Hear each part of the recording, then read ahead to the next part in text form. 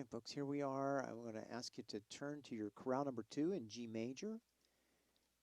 And it's a chorale by George Kirby, not the comedian.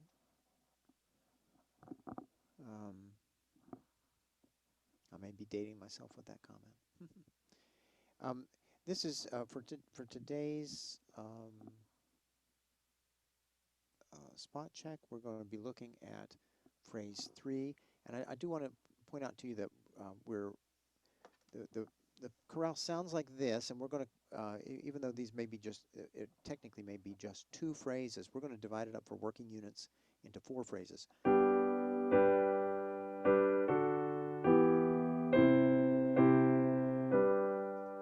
going to call that phrase 1. Well, I forgot to move this into my 4 score. Here we go. So there is phrase 1. Phrase 2 is here. And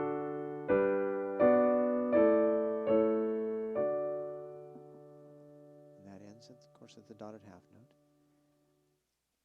And phrase 3, for our working purposes, is going to be to here.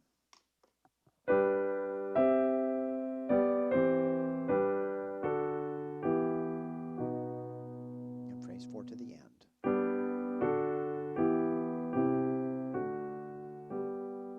So today we're going to work on phrase 3, and we're just going to read it through with each chord getting 8 counts. And let's see, what does our syllabus say about this? Phrase 2 is an 8-beat pattern, chord note equals 60, so I need to be moving my tempo down here. These 8-count patterns, 6-count patterns, and so forth, these are practice strategies. These are not what you will do for a proficiency exam. You'll play, you know, the chorales in written rhythms. But this is for practice purposes. With the pedal going down on count 2 of each 8-count pattern, moving your eyes forward, playing only on count 1. Even if you make a mess, live with it for the remaining 7 counts. And keep your eye moving forward. You won't get better if your eye stagnates and you sit and correct the chord you just missed. So forget that chord that you just missed and move forward to the next chord. Get the next chord. That's when you get better. Here we go. Pick up to measure 5. 8 counts on this chord. Look ahead to the hand shapes and the range of each hand. I would not, for instance, use fingers 1 and 3 at this spot. I would not use, oh, what happened? Oh, it wants me to crop or something now. No need for that. 1 and 3, no. Why not a 3rd finger there? Because then I'm out of fingers for the top of the next phrase. So if I'm looking ahead, I'm going to play that 3rd there with a finger 2. I think that you'll find that to be a much better choice. And that'll get you in the mood up here for the high notes. Here we go.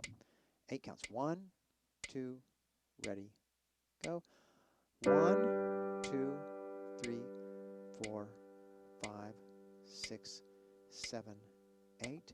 1, 2, 3, 4, 5, 6, 7, 8. 1, 2, 3, 4, 5, 6, 7, 8. 1, 2, 3, 4, 5, 6, 7, 8. 1, 2, 3, 4, 5, 6, 7, 8. 1, 2, 3, 4, 5, 6. Don't look down. 8.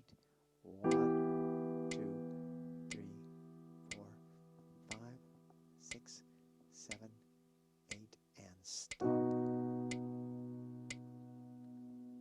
How did you do? The goal here is for you to read that perfectly. You have enough time, slow enough tempo, that you get every one of those notes correctly, every one of those chords correct, because your eye is moving forward You're not bending your head down, looking at your hands. You're looking at the score, trying to feel your way using common tones. Look at the common tones here, for instance.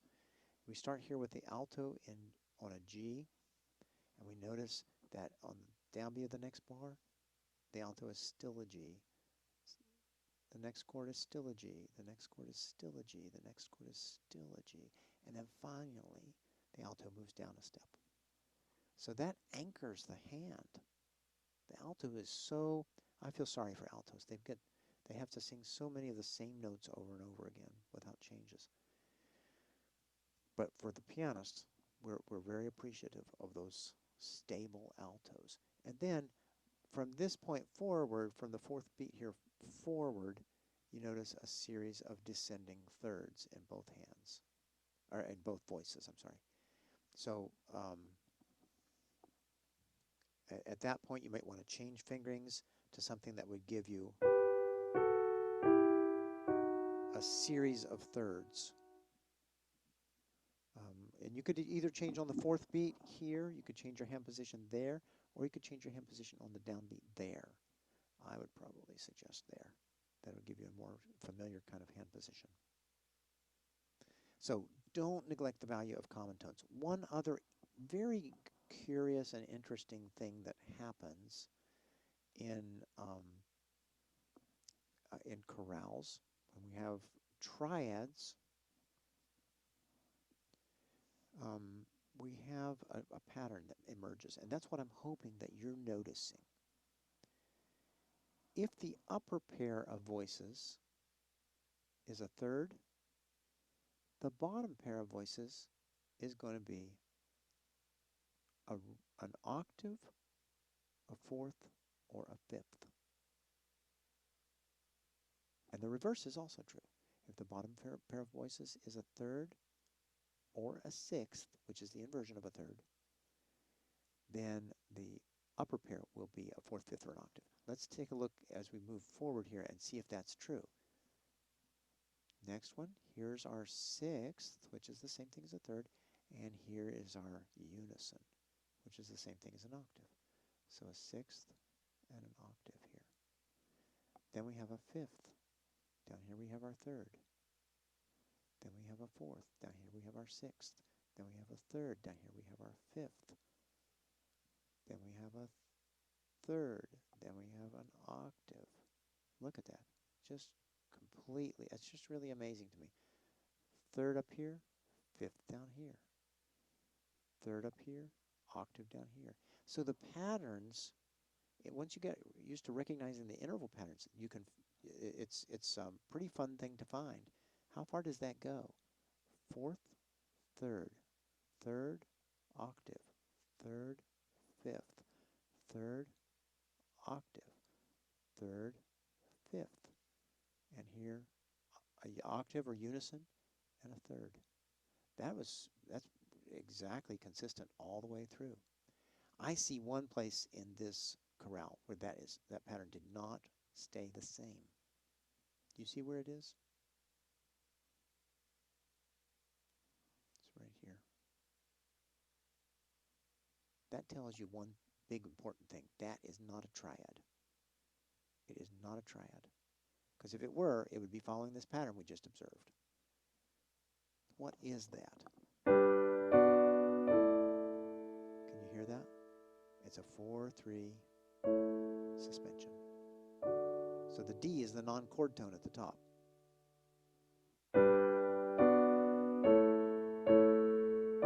That's what it ought to be. It ought to be an A major triad, but the D is suspended.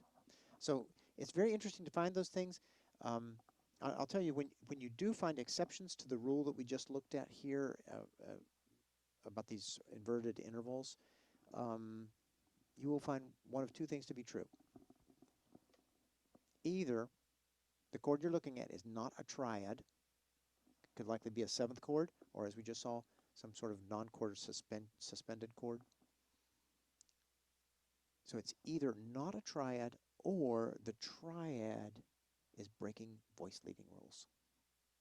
If it is a triad, you're going to find a doubled third or maybe an omitted fifth.